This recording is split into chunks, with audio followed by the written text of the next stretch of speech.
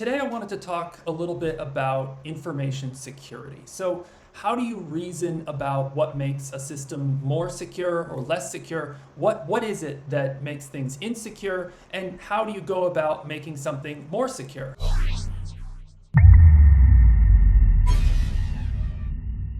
So information security is about basically three things. You have assets, which are the things that you care about and you don't want something bad to happen to them. You have threats, which are potentially natural things, but usually we're talking about people who want to do something to your assets for one reason or another. And then we have vulnerabilities, and vulnerabilities are basically the pathway that a threat can use to gain access somehow to an asset. I want to talk about a few of the pitfalls that people run into when they start thinking about information security. And one of them is that when you are looking at this stuff, you have to remember that your most critical asset that you have is your mind and your ability to reason and think and live your life. And when you are spending your time thinking about what are the ways that people in the world can come and harm you, you will begin to fall victim, or you'll begin to expose your mind to a natural threat, which is fear. And if that fear is left unchecked, if this is allowed to go on, then that can become paranoia, which can eventually make it so that you're not able to reason effectively.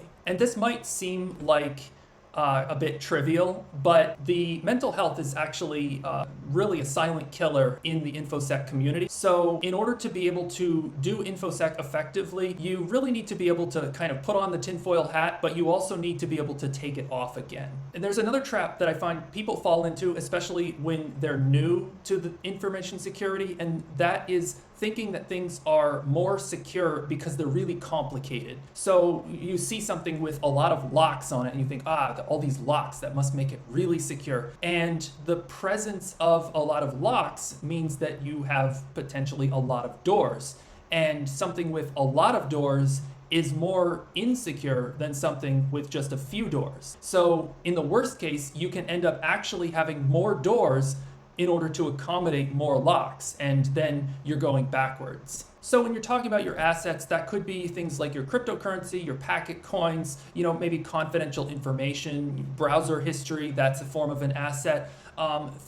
Documents that you can't afford to lose, that's an asset. And then you need to identify what are the threats that could potentially go after those assets. Now, when you're looking at threats, in the old days, it was prudent advice to never consider a state actor to be a threat. Not unless you are in a kind of spy novel, and if you're there, then you just need to address things differently, because the amount of resources that state actors can bring to the table is beyond what an individual can hope to counter. Today, things are a little bit different. We have state-sponsored ransomware, we have crypto attacks, we have rogue nations, and so you have to be a little bit more careful about state actors. And I think that now the better way to think about this is that you should not consider that motivated state actors that are trying to invest serious resources into targeting you, are what you don't want to really worry about.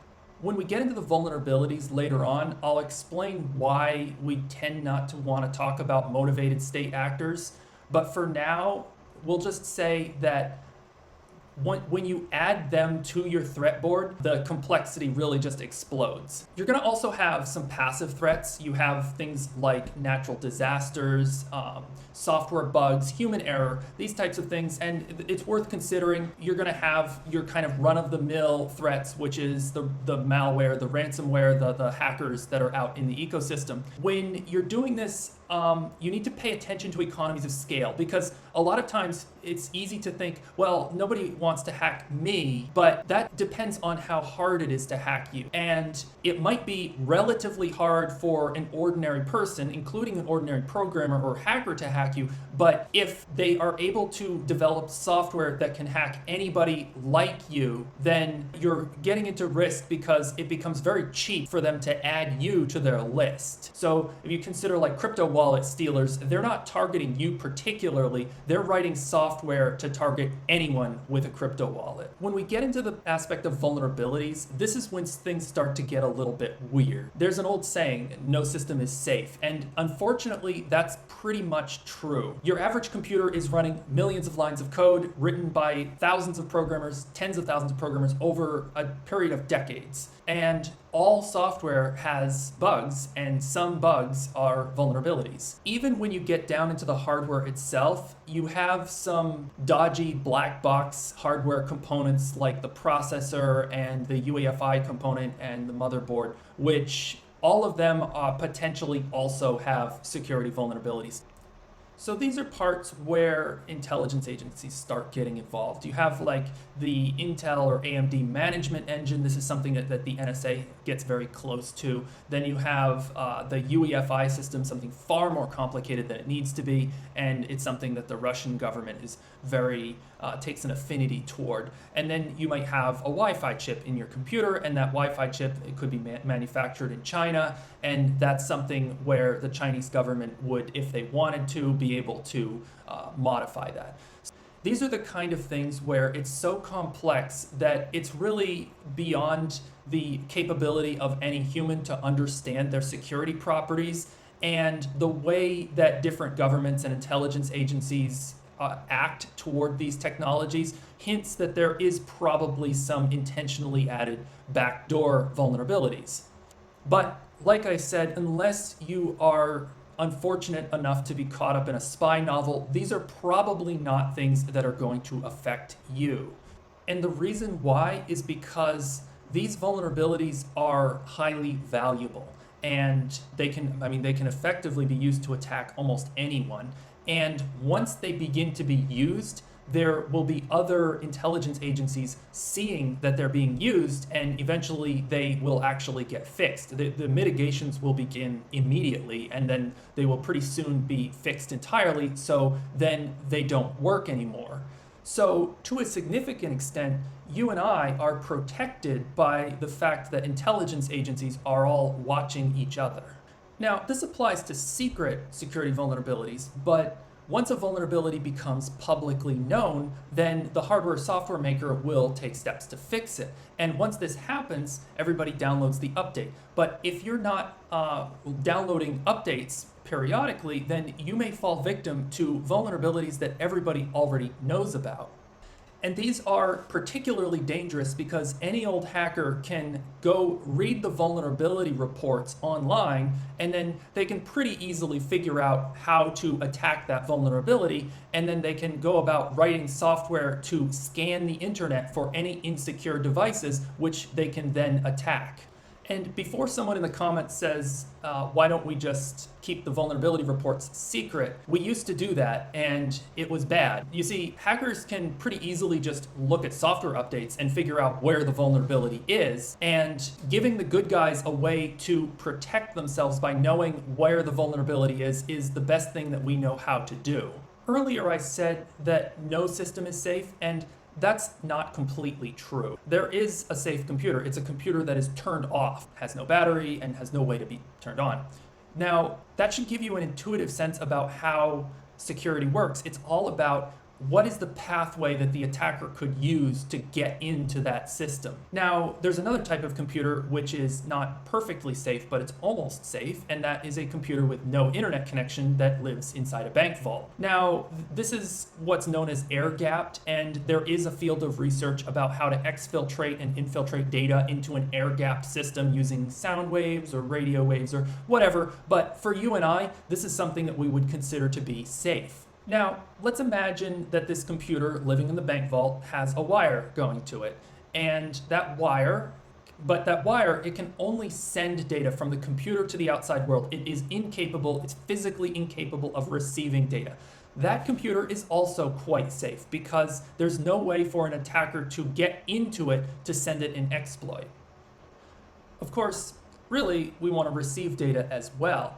So let's imagine a computer that was built in such a way that it would never reprogram itself based on the data that's sent down the wire. It can receive data, but that data will never reprogram it. And this is roughly how a credit card chip works. It's a very small computer inside of a very small bank vault, and it has a cryptographic key in its storage, but it will never give up that key, nor will it allow you to meaningfully reprogram it.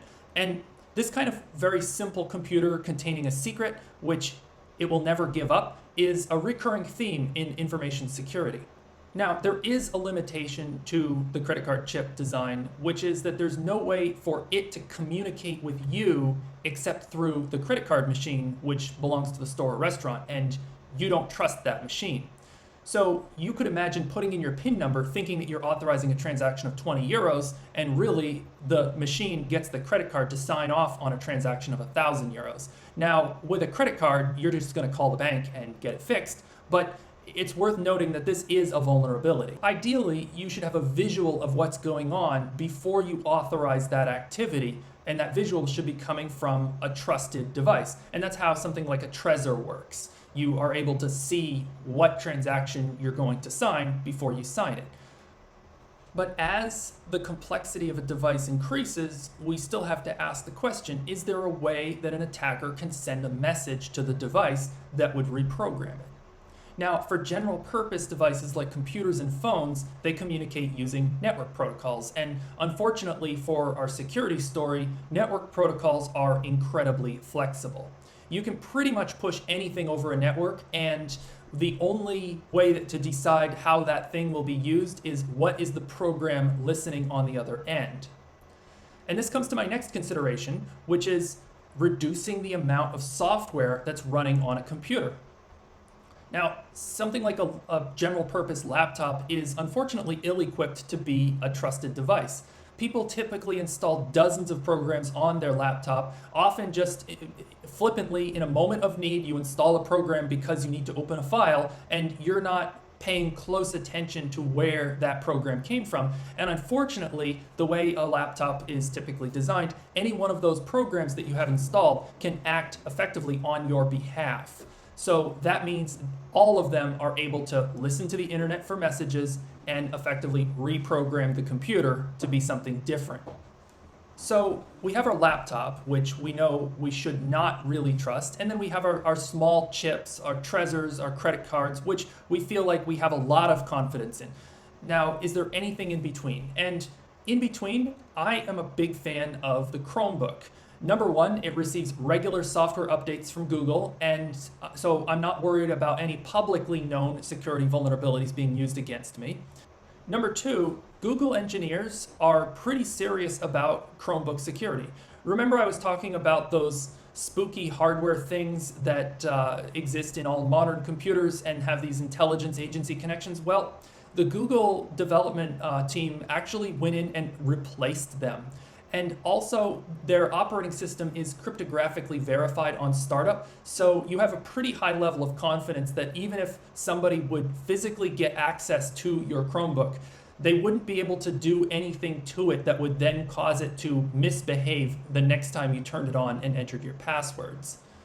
And also, the programs running on a Chromebook are pretty heavily isolated from one another and from the operating system itself, meaning that a program is not able to, as much as with a regular computer, act on your behalf. Number three, and perhaps the most important, is that these are cheap little devices that you can afford to use for just one thing and then leave turned off the rest of the time. So anytime you're not doing sensitive activity, there is time when an attacker on the internet is not able to potentially access that machine and attack it. Now, one thing you have to understand when dealing with something like a Chromebook is that Google can rather trivially undermine all of your security by sending you a special software update different from the updates they send to everyone else. But if you're considering Google to be a motivated adversary who's prepared to risk a scandal in order to attack your security, then you're back into spy versus spy land, and a regular person, like I said, probably doesn't have the infrastructure or resources to defend themselves. So what I do is I make a new Google account, especially for each Chromebook that I use, and there's a little Linux inside the Chromebook OS, and I use that Linux terminal to install my wallet software. But since we're logging into Chromebooks and we're unlocking wallets, then we need to talk about passwords. And there are two kinds of passwords in the world. There are the ones that decrypt things, and there are the ones that you use to log into websites. The ones you use to log into websites should be generated by and stored in a password manager. The ones that you use to encrypt things, you often need to remember or write down. If you're using a Chromebook to store your Packet wallet, you'll have to use a good login password for the Chromebook because that's actually encrypting the hard drive. If you use a good password to log into your Chromebook and that device is stolen while it's turned off, that device will be effectively unbreakable. Now, the way people think you make a good password is with one capital letter and one lowercase letter and one special character, and this is a myth. In the bad old days of information security, there was a lot of mythology. For one thing, we thought that keeping vulnerabilities secret was a good idea. In that time, we taught everybody pretty much the worst way to choose a password. I won't go into exactly why those passwords are bad, but trust me, they're really bad because they're hard for you to remember and then they're easy for a computer to crack. The way that you should choose a password is that you just go to useapassphrase.com and it will give you 4 random words, and those 4 words are your password. You need to write that down and store it somewhere safe, somewhere separate from your Chromebook. But this is the kind of password that over time you can learn to remember, and because of the length and complexity of 4 random dictionary words, this is actually very secure, at least by password standards. Now, one type of risk with a Chromebook that is very realistic is that you somehow get locked out of it because, for example, Google closes your account. Now, in that case, you're going to need to be able to recover your wallet from seed. And so where do you store the seed words? Well, if you're using the 15-word Packet wallet seed, then your seed is protected by the wallet passphrase. So you can often leave the seed with someone. As long as they don't have the passphrase, they won't be able to recover the wallet. Now, the way the passphrase is used to protect the seed is good, but it's not as good as the way that the Chromebook encrypts its hard drive. The Chromebook uses some hardware thing that is very hard to crack. So, like I said, the wallet seed is good, but I wouldn't publish it online because some industrious hacker could set up a server farm to try to crack that wallet. The place where I like to keep seed words and passwords and these types of things is at the bank. It's relatively low cost, easy to do, and I don't have to worry about segregating different things because I just trust the bank not to go into my box.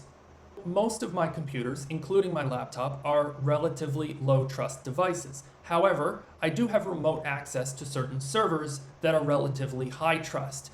If a server is compromised, that could be an extreme violation of confidentiality, and it could also be used as a beachhead for downstream attacks such as serving malware. In order for me to access the servers that I connect to, I use what's known as a jump server. That is a little server that I connect to, and then I use that server to connect to the others. This is mostly a matter of convenience. It's nice for me to be able to restart my laptop to apply those all-important software updates without losing every window on every server that I'm logged into.